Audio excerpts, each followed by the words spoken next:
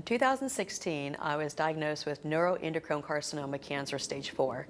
I had pink-sized ball tumors in my pancreas and my liver. And it's 1% rare, so it's the same cancer that took out Steve Jobs. And I had fear. They had surgery, because they told me the only cure for this type of cancer is to cut it out, because there's no stuff for it, because it's 1% rare. And so I had surgery, had half the pancreas taken out, third of the liver, a very, very healthy spleen and gallbladder, twin lymph nodes, and I was deemed cancer-free. A year later, scans show up, 4 tumors. One next to my portal vein, which they cannot operate on, so I am now incurable cancer. And they gave me a timeline of 10 years. Fast forward, in 2019, the tumors were growing. I was told I had 1 to 3 years left to live if I did not take everolimus. And I just prayed over it and had not known Joan yet. But it did not resonate with me. Did not resonate with me. And I'm in Tony Robbins' world, and a friend gave me Becoming Supernatural. And that's when I started doing Joe Dispenza's work. I did the progressive online, I started doing the meditations, I read the placebo, I read Becoming Supernatural, I read the 3rd book, and I just immersed myself in the work. And I immediately signed up for the week-long advance. And thankfully, I got in Cancun 2019. So I go there with 4 tumors, incurable cancer, 1 to 3 years left to live, and I brought my diabetic daughter with me. She's diabetic 1, and on Friday, we got to do healing. Now, secretly, I really wanted to go on Sunday to get experience, just saying. But I was so blessed to go with her on Friday. But on Friday, she went low, and I was so worried about my daughter going low, like, oh my gosh, if she got healed, she's gonna go into coma. And I was so worried about her, and then I laid down. So I was worried about her, and then I'm laying down. These people, they don't know what's wrong with me. I'm like, hello, I have 1 to 3 years left to live. You think they would tell these people I have cancer, right here. Heal me here, heal me here. And I was so focused on that, but I knew I didn't do it right. And I was blessed, and I got this token on Sunday, and I got to go again. And so I secretly wanted to be in my daughter's cage. I mean, there's 1,000 people. How random is that? Even if I asked for that to happen, there's no way that can happen. And so my daughter secretly also wanted to heal her mom, and she told God, the universe, if God put mom in her cage, she would have 100% belief. And as a mom, that's all we want, is our children to have 100% belief. And what's funny is the day before I bought this butterfly, you know, the foundation butterflies, and it was like, I wanted a blue butterfly. And they're like, no, the universe picks your colors. I'm like, for $150, I want a blue butterfly. And so got the butterfly. It was orange, fuchsia, and yellow, not my colors.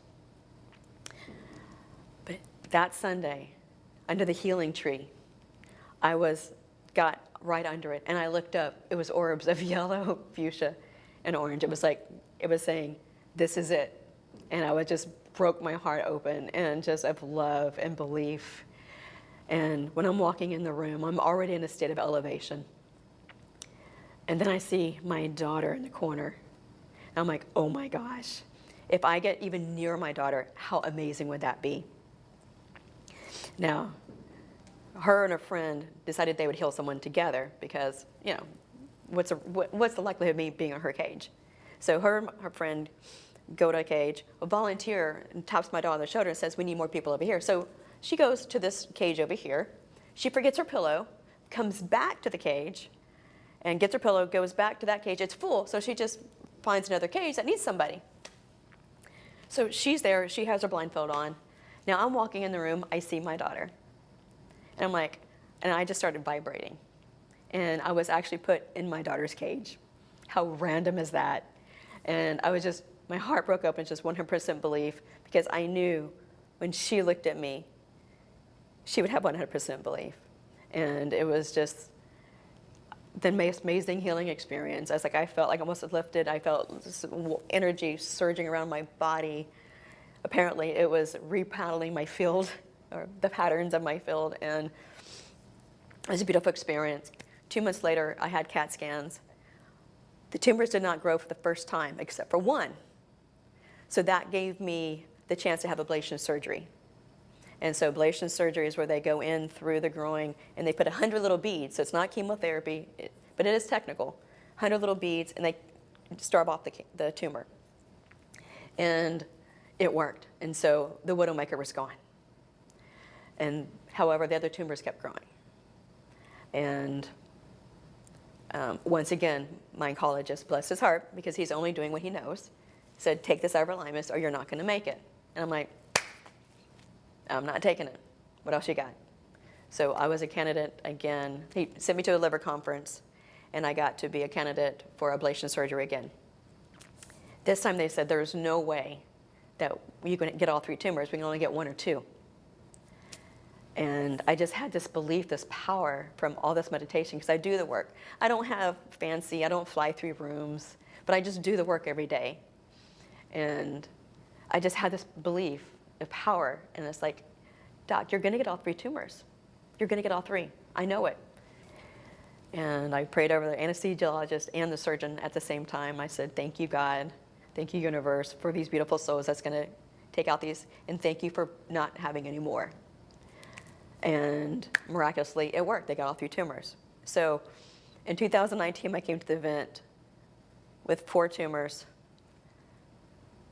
with the timeline, and this time I have no tumors. But what I realized yesterday was I haven't made any more tumors. So I'm cancer-free because of this work. Because I was told that around every tumor there's 10,000 neural cells just waiting to sprout tumors. It's been 1.5 years, there's no new tumors.